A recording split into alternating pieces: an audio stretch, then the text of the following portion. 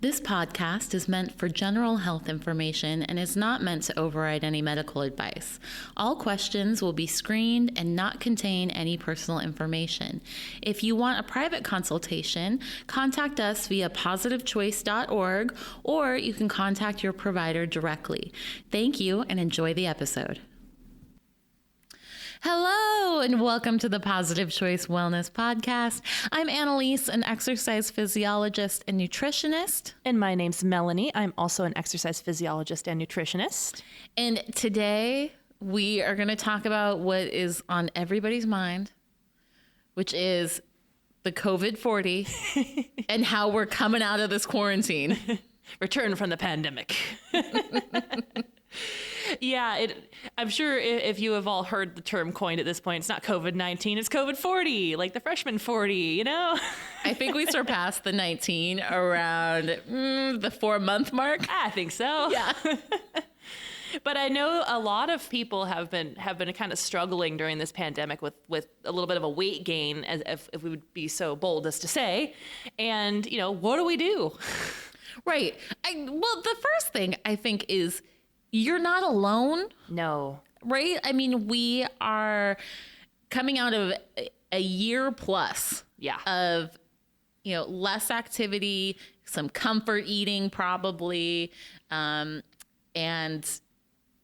weight gain is inevitable from that. Mm-hmm.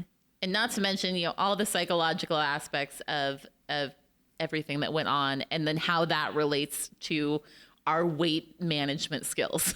Yeah. So I know they had a couple of studies and they said like alcohol consumption had increased pretty dramatically last year. The average household was drinking more alcohol than normal, and that is a contributor to weight gain if you overdo it. Extra calories. So I know that's something they have seen in data. That is a thing. Yeah. So the first thing is always be nice to yourself. Don't judge yourself for it. We're at where we're at. Mm-hmm. So then how do we start gathering up ourselves and re-step back out into society? Because that's what we're doing, right? We get to unmask in certain places. If you're vaccinated, we're getting more freedom. Things are opening up. Yeah. So the opportunity to step back into our lives and put pieces back together. Yeah. And yeah, I keep thinking about the fact that all those gyms had been closed, and now a lot of gyms had been open for a little bit, but we might feel more comfortable going to the gym now because you might be vaccinated and feel safer, right? And there's a lot of opportunities to kind of swing back into the normal routine you had prior. But obviously, especially if you're someone who'd never gained weight prior and you're new to this, and you're like, oh gosh, this is the heaviest I've ever been. Because I've heard that from a few people where like, I've never been this heavy and now I am because of the pandemic. It threw me on my head. I don't know what to do. It can be a little disconcerting of like, how do I start? Where do I begin? What do I even do? I don't know, because it's new, right? And again, not alone. There are many ways to navigate this wonderful thing that we're now experiencing, the COVID-40. And the biggest thing that I would say to start with is think about what you can do and what you're capable of doing, rather than focusing on what you can't do. Because there's still stuff that's probably going to be closed, and there's still stuff that may not be as feasible as it had been prior. So instead of focusing, I can't go to the gym because, there's a sign in and the times I don't fit with my schedule. Well, don't focus on that. Focus on what you can do, rather than I can't make it at this time, or I can't eat that, or I can't have that, because that's not going to help you. That's right. We could talk forever about all the things that limit everything I want to do. Yeah, there's a long list. It's not going to get me anywhere. No. So we have a lot of like, I can't or I shouldn't mentalities about stuff, and taking a step back from that and recognizing, what are you capable of? What can you do? What is in your abilities right now? And once you can step back and recognize what you're capable of, then I think it's the point where you can start growing, kind of embracing those things and starting to make those changes, which I know what I would do as my first, but what would you do as your first step into making changes? I mean, I am such a big believer, especially with myself, that movement changes everything for me. If I'm not moving and I'm being very sedentary, stress builds, I eat more, and then it perpetuates that not movement factor. And so I think for me would just be like, get yourself moving. Yeah. Even if it's just, I'm going to walk from my front door down to the end of the block and back, and I'm going to do it every day. That is progress. It's getting you out. It's creating a new habit. And I love that you're bringing that up, because I feel like that's the biggest thing that I've been hearing about from the pandemic standpoint of, I haven't been able to get as much movement. I haven't been able to do the exercises I normally do. Or I hate going to the gym and I don't want to go there. And there's so many ways you can get movement in. It doesn't have to be regimented, structured exercise. I think when we say you need to exercise, everyone goes, oh, you want me to go on a treadmill at the gym for 30 minutes?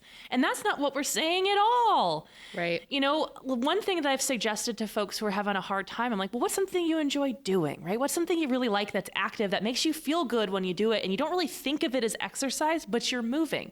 And I've had people go, oh, well, I love dancing. Like, dancing just makes me so happy. I'm like, here's your challenge. Pick one song every day. Dance to one song. Start with that. Simple, gets you the beginnings of moving. And let's say you do that song, go, I want to do another song. Cool. Do that too. And nothing is too small. So I think that both the examples we gave of like walk to the end of the block or dance to one song, some people are like, well, what?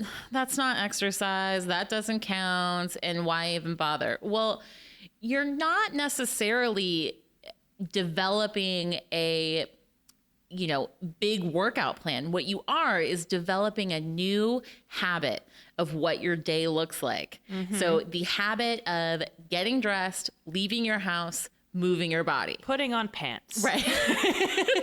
Making yourself presentable to the world. Yay. Doing your hair, brushing your teeth, putting on pants. Yes. Right. So that goes off like the whole COVID-40 thing. But, some of us, and I probably fall into this category of like, you just get out of the habit of, wearing business clothes, doing your hair, putting makeup on. Mm-hmm. If you're a guy, maybe shaving, trimming regularly, whatever it is. Yeah.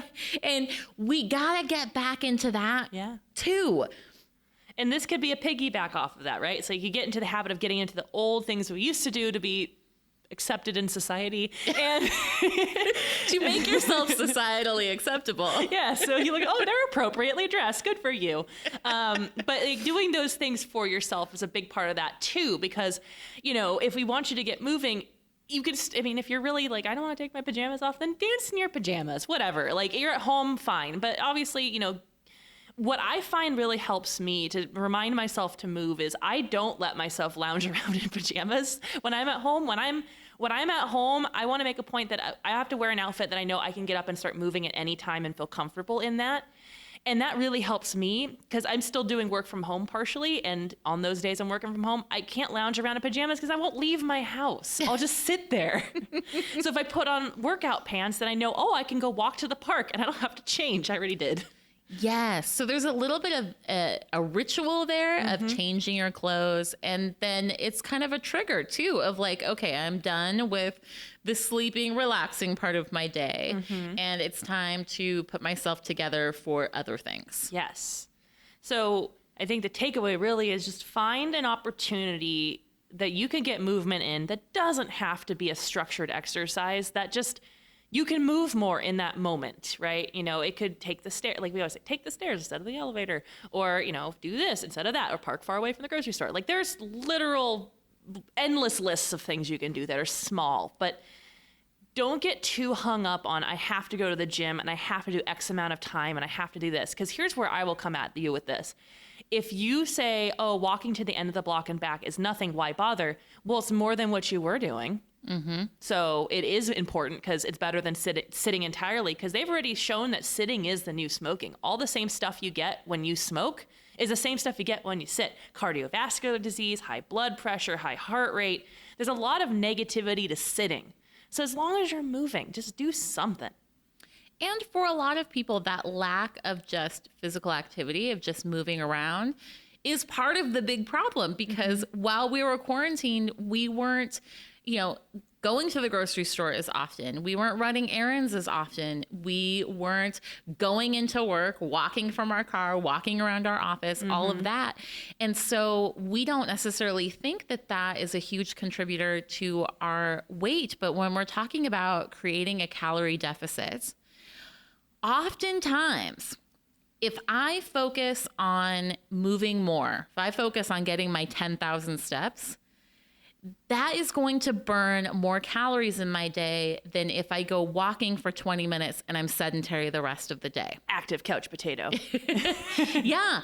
But when we're talking about weight, you are getting a bigger bang for your buck for being more physically active. So I think with this point in time where things are opening up, people are feeling more safe, just focusing on moving more, getting out more, can make a huge dent in and of itself. Exactly. So movement, very important. That's one of the pieces to the puzzle. Because we've all heard the phrase, eat less, move more. That's the recipe for weight loss. It's not all about that. And we're going to talk about a lot of it, but that's a part of it. And the movement really, that's the one thing people tend to struggle with next to eating. That's the other piece that I think we should dive into a little bit, the eating habits, because when you're 10 feet from your fridge, it's a little harder to eat less if it's conveniently located, especially if you're moving less too. But think about pre-pandemic days, if you were at home at work and, you had your lunch in the fridge or, at your desk, but you only ate at certain points of the time. You didn't just have a fridge available to go to and snack on constantly all day, every day. And, you may still be working from home. You may not be. It depends on your job and what you're doing. But if you are still working from home, it's still an opportunity to treat it maybe like an office. Don't have all the stuff laying around that you can munch on all the time if that's become a problem. If that's something that you're constantly doing, if it's in your house, you're probably going to eat it. That's generally how that goes. If you're like, oh, I'll buy this bag of chips, I'll be fine. No, that bag of chips will say, hey, it's 2:00. You want to eat me, right? Yeah, it's time. Well, and also just the point that you made about structured eating times, making your meal times mindful. Yeah. And not just kind of mindlessly eating throughout the day. Exactly. So, one thing which would be very helpful if you're trying to find a way to start shifting gears and losing weight, one thing that can be really helpful, especially if you're new to it, is try not to take too many things away when you're starting this process. Because I find that many people tend to get a little overwhelmed when you say, okay, time to overhaul your diet. Let's eat this and don't eat that and don't eat this and don't. And it's all like don't. And that can be really overwhelming. Because if you were to come to a dietitian, they generally wouldn't tell you just to eliminate so many things unless there's a health reason for it. Typically, it's trying to manage what you're already doing and adding in more healthy things to your current behaviors. Oh, I love that so much. That simple, just focus on what you can add, not on what you're taking away. Exactly. It's this whole argument. Let's say, for example, it's like diet soda, right? And, you're drinking regular soda and then you're like, I want to make a health choice and switch to diet soda and completely eliminate regular soda, which is a good improvement. And I would say that's even better than completely eliminating it entirely. Because if I say don't drink soda, period, that could be a lot for you. You may be like, whoa, hold on. That's a big step. I'm not ready for that yet. And if you just swap something like that or introduce something else and maybe say, okay, I'll have my soda, but then I'll have an extra water. And I'll drink more water on top of that. That's a good behavior that you're starting to develop. And you'll find that what happens over time for the most part is when you introduce healthy things, the less healthy things tend to drop off over time. Right. Or just by volume as well. So if I am like, okay, I can eat whatever I want, but I have to have a half a plate of veggies. Everything else that I would normally eat, I don't have to take anything away. And suddenly you have 2 cups worth of veggies taking up space in your stomach, and you're just going to naturally eat less of the other things. Exactly. So in discussion on the eating behaviors, this could be the rest of our talk today. It's such a deep thing. But that would be the biggest thing is focus on what you, like I said, focus on what you can do and don't take too much away. You know, restriction is the recipe for failure. If you restrict, you're more likely to fail at what you're doing because we don't like someone telling us what to do, especially yourself. And I find, especially for myself, if I'm like, okay, you can't have that or you shouldn't do that, now I'm putting that on a pedestal and it's so much more important that I have it now. Mm-hmm. And that it's a mind game with myself. I can't do that. It's bad.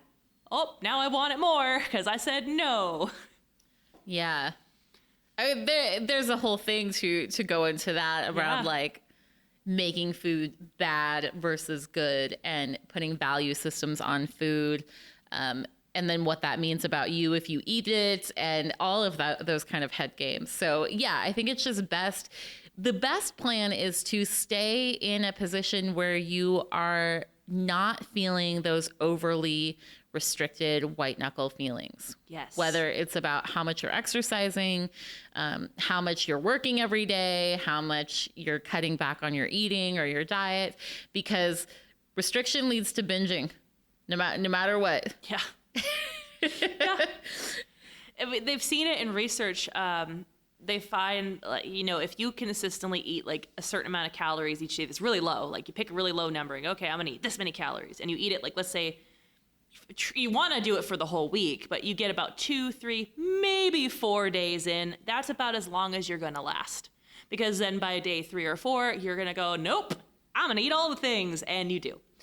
I mean, we see that all the time. All the time. It's the Monday through Thursday, your diet and exercise look like this. Mm-hmm. And Friday through Sunday, you undo it all. Yeah. And you spend Monday through Thursday making up for that. Right. You're kind of playing catch up, and you tend not to win. Right. And not to mention just the cyclical thing about the bad feelings that you have from that. So if I'm restricting all week, then I am feeling deprived, I'm feeling hungry, tired, whatever it is. And then during the weekend, well, now I'm not feeling hungry or deprived, but then I'm feeling guilty and ashamed about my ability to do this. Yeah, exactly. So then what other eating, I guess, behaviors would be a good emphasis for, you know, getting out of this COVID-40 situation here? I think vegetables. Veggies, eat your veggies. I guess two main things came to mind. So first of all, vegetables. Just start including them. They are, like we mentioned, they are voluminous in your stomach. Mm-hmm. So they're going to help make you full, but they're also going to add a bunch of fiber and high nutrients that are really going to help get you in a better mind space. So if you're getting more nutrients in, your brain is going to be working at healthier levels. Yeah.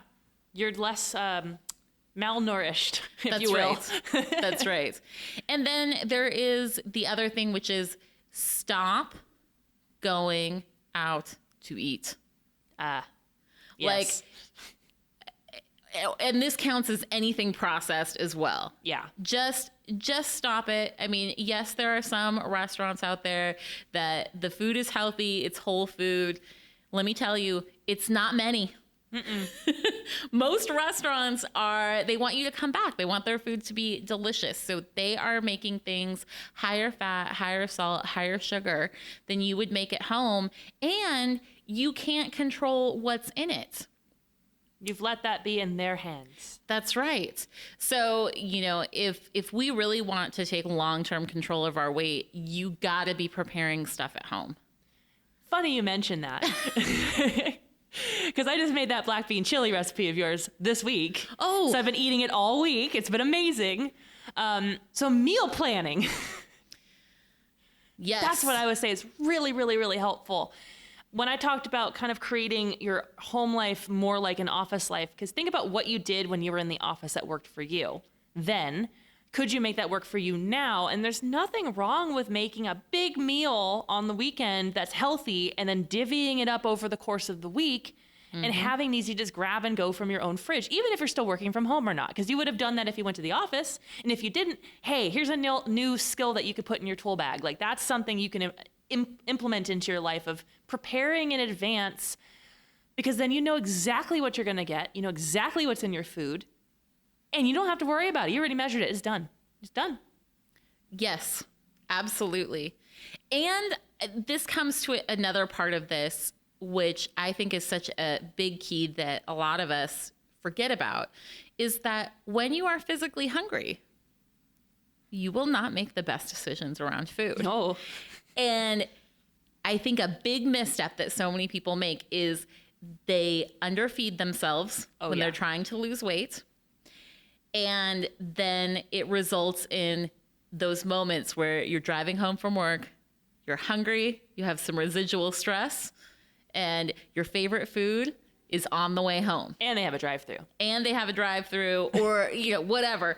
And it is literally your brain's just little switch to be like, oh, you know what? That does sound really good. And it's right on the way home. And why shouldn't I have it? And no one will know. And we think that it's coming from lack of willpower or, whatever, when really what it is we are underfeeding ourselves. Mm-hmm. And so when we look at the other benefit of meal prep is you have easy, convenient, healthy food so that you can make sure that you are eating enough during the day to not fall into the, I must have a burrito because it's the only thing that's going to make me happy. When in reality, if you went home and ate the Chipotle Faro that you have sitting in your fridge, that would be perfectly fine too. I also know that recipe. Another one of my staples. But it's great that you bring that up because I always think of, and I won't name the brands, but there's a couple commercials for you're hangry. You've probably seen those commercials. Mm-hmm. Maybe a cougar's popping out of your chest. Maybe it's Willem Dafoe dressed as Marilyn Monroe. I don't know. But you're not yourself when you're hungry. That's quite accurate actually, because here's some physiology. Your brain runs almost exclusively off of glucose, and glucose is blood sugar. That's what runs through your system all the time, most of the time. Sometimes it gets low.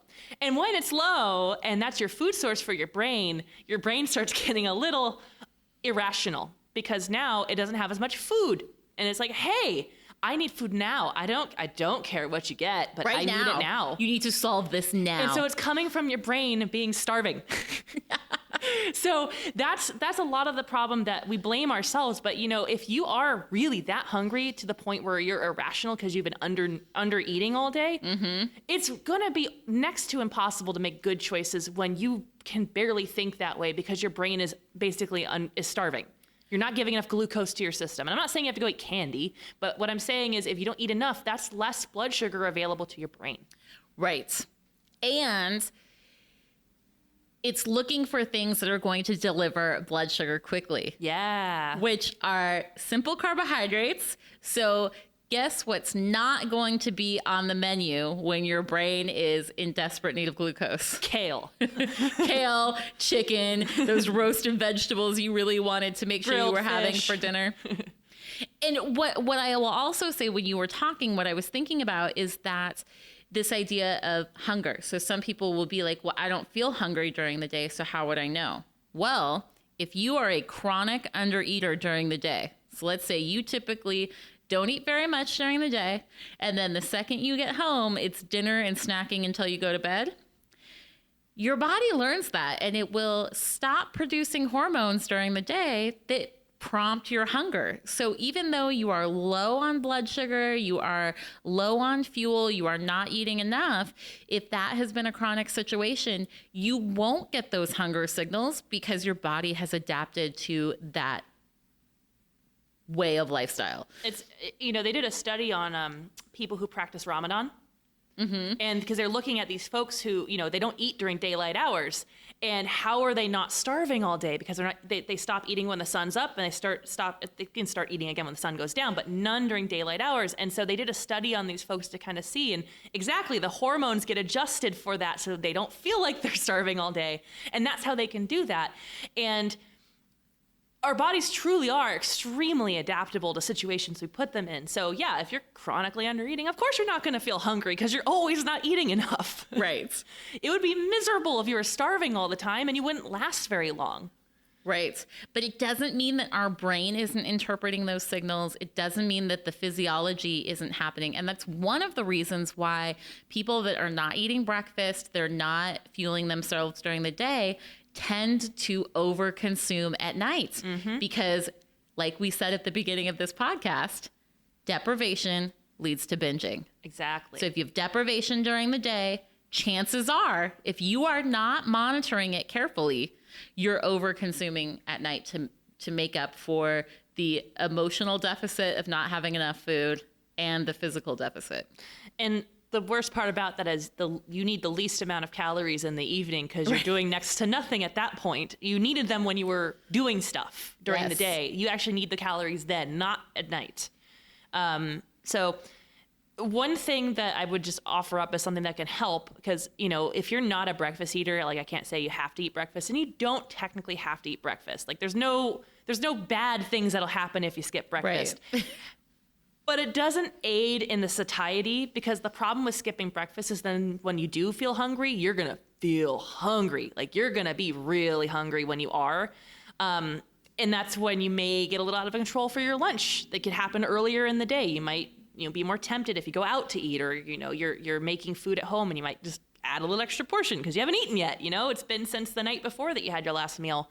And consuming, maybe a higher protein breakfast can really kind of mitigate some of that over hungry feeling you may get in the afternoon. Because, well, protein in and of itself isn't like a weight loss agent, but it can help with satiety, which can make you feel less hungry in the long term. Right. So protein. Well, protein at every meal. Yeah. Since we're on it, make sure you have protein and healthy fat and some kind of carbohydrate every single time you eat. Carbs aren't bad, just the right kind of carbs. The right kind of carbs. Well, okay, I'm going to deviate on this because I talk about it a lot in my class, and for some reason it's been on my mind a lot. The carbohydrates that get demonized, it's so unfair. Right. Because usually the culprit in the meal is not the carbs. So like when we look at like a loaded baked potato, okay, so potato, butter, bacon, sour cream, chives, all the things, maybe some cheese even in there. Of course. People are like, oh, it's the potato. It's so bad for you, the carbs. No, the potato makes up 200 calories and provides you nutrition, potassium, fiber. It's all the saturated fat you've loaded into it. Mm-hmm. It's not the carbs, it's the fats. Yeah. And, another thing too, like carrots, they get villainized because of their sugar content. And it's like, you didn't eat a lot of carrots and get fat. We know for a fact that's not what happened. You didn't sit there and just go, I'm going to eat 3 pounds of carrots, and then you just gain weight. No, you didn't do that. No one does that. Maybe someone does that, but most people don't do that. I do know a guy who really likes carrots. So that might be, an issue for him. But generally speaking, most people don't love carrots like that one person. But even either way, even if you ate 3 pounds of carrots, the calories don't compare to even if you had one fast food meal. No. So, skipping on the carrots, when a handful of carrots is 35 calories and a handful of nuts is 400. Mm-hmm. Which is going to be the bigger problem for weight management? Exactly.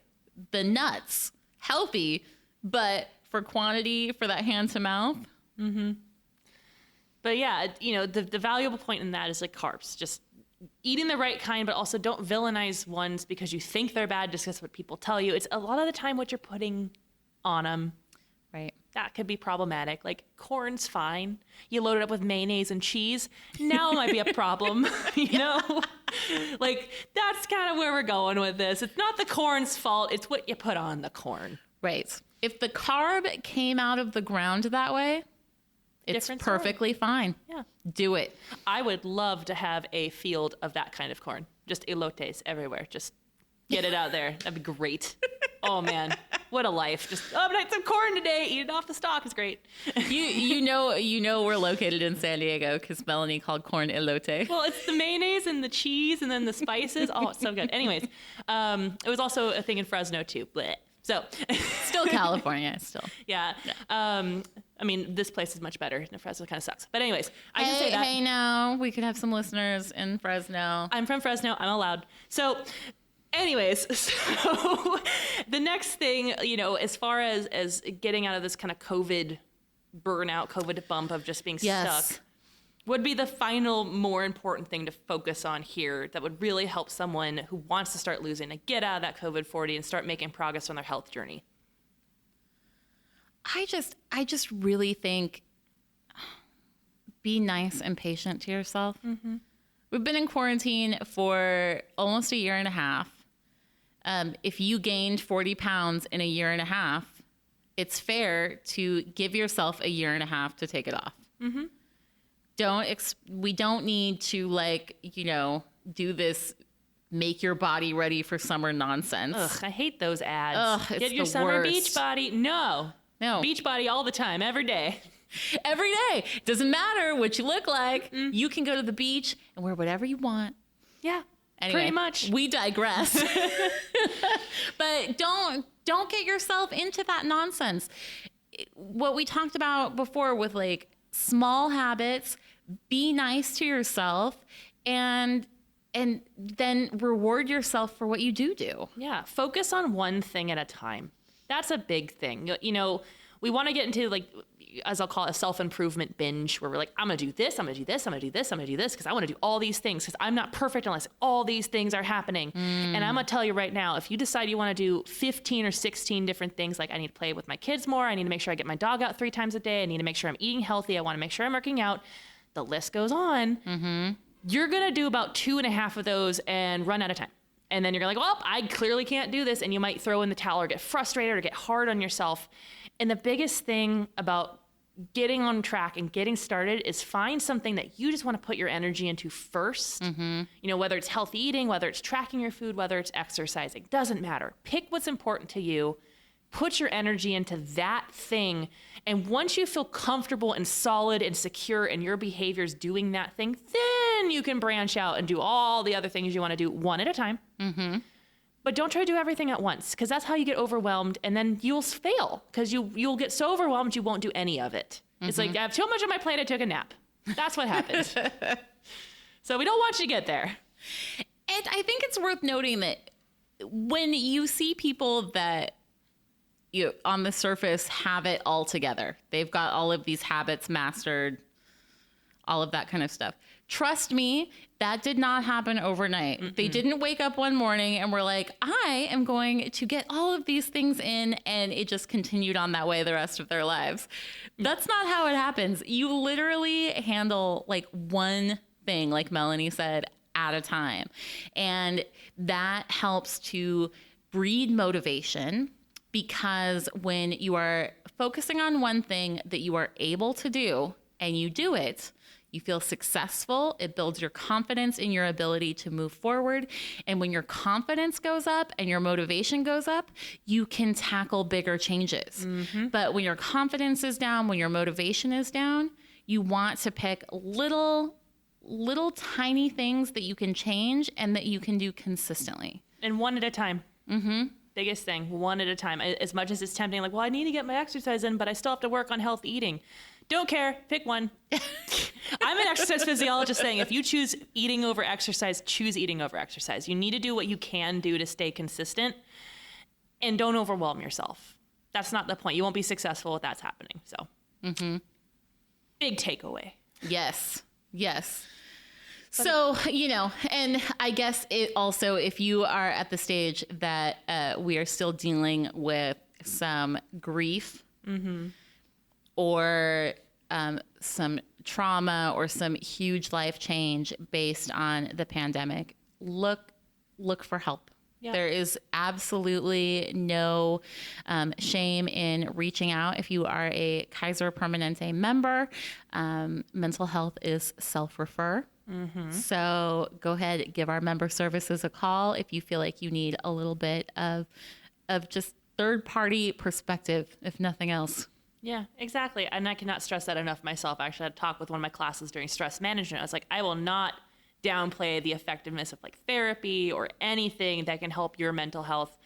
There's nothing wrong with that. As much as it may feel taboo in society, there's nothing wrong with that. You got to do what works for you. And more people go to therapy than you think. Some of the healthiest people you know were in therapy for like 20 years. Or more. Or more. But it's about that time. It is. Thanks for joining us, everybody. Remember to subscribe, share, comment, ask questions. Like all the things. We would love to have your support with that. And if you ask us any questions, we will be sure to answer them on future episodes. Well, until next time, everybody. Bye. Bye.